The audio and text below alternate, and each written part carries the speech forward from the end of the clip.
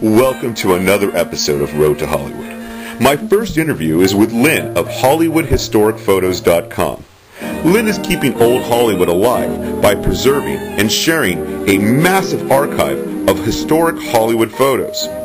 So come along and take this very rare glimpse into historic Hollywood. The website contains a portion of an extremely large private collection called Bison Archives, which was created and founded by Mark Wanamaker, who's a very famous historian here in Los Angeles. He's written many books and has the largest and most extensive complete collection, and a great deal of them are suitable for enlarging, and that's what our collection is about. And what is mostly the Bison collection? Old Hollywood, everything from behind the scenes, celebrities with their cars, with their dogs, with their animals, eating, fooling around on the set with the directors. It's just extremely complete. And the locations dating from about 1875 to about 1970s here in Los Angeles, all over. The West Side, Pasadena to Palm Springs. We have all the beach cities. So it's very extensive. And we can only put together a certain amount. The entire collection obviously can't be. Right. How big is that collection? It's about 200,000 images. Wow, that's amazing. And a lot of these photographs are pretty rare? Yes, very rare. A lot of them are made from original negatives, and a lot of them are made from the original prints.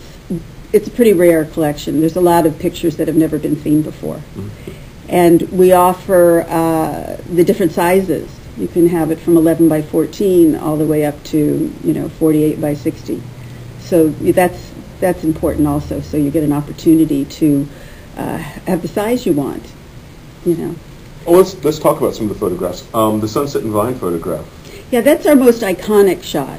That's 1949. That's really before Hollywood started to change. The Hollywood land sign, which was up from 1924 to 1949, it was taken down because the Hollywood Land Realty Company, who had originally put it up as an advertising sign for their Beechwood Canyon community development, was now abandoned. So they gave it to the city of Hollywood and to the Hollywood Chamber of Commerce and gave them enough money to restore the words Hollywood. So the land was removed, and it laid there for many years until the 70s when they did a major restoration. The Vine Street looking north from Sunset, on the right is the old NBC, which was the original radio station, and then the first national television station. In 1952, they moved to Burbank, and it's the NBC we know today, where The Tonight Show is filmed and so on. And that became a bank after that, and of course it's gone now.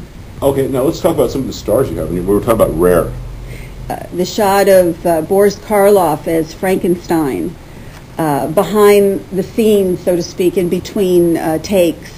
And he's sitting there in his slant chair, which was used in those days for heavy costumes that they didn't want to get wrinkled or didn't want to change out of, so they could sort of stand at a slant, and it had arms, and it was what the actors used. And he's having a cup of tea because he is British. So that's a teacup, and he's having his cigarette because he was a chain smoker. So that's actually taken on the set of The Bride of Frankenstein in 1935. I think that's my favorite picture. Yeah, it's great. Every time I see it, I get obsessed with it. Okay, and another one, I love the one of Grauman's Chinese Theater, yes. That's actually the Academy Awards in 1943, and that's the year Casablanca won. And in those days, the Academy Awards or the Oscars was done in several locations, from the Hollywood Roosevelt to Grauman's Chinese Theater to different locations, until they today, of course, are now from the Kodak Theater at Hollywood and Highland, which was totally torn down. That original corner housed the Hollywood Hotel, and that was torn down, and we have that huge complex at Hollywood and Highland. I'd like to thank you, Lynn, for preserving our past and sharing this rare peek inside historic Hollywood.